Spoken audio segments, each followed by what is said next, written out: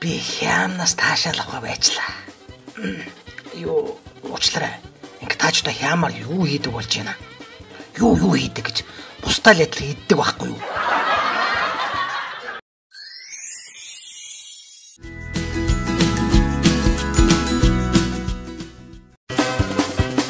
Хүү зурагт үзэж байсан ааваас асууж байна гинэ.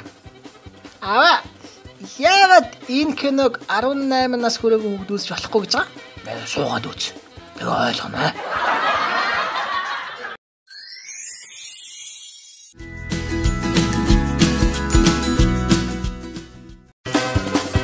Эмэгтэй хүнээс сүү асгардыг нь бодоод та нар хайрлаач. Тэгвэл эр хүнээс хүн асгардыг нь бодоод бас хайрлаач та нар.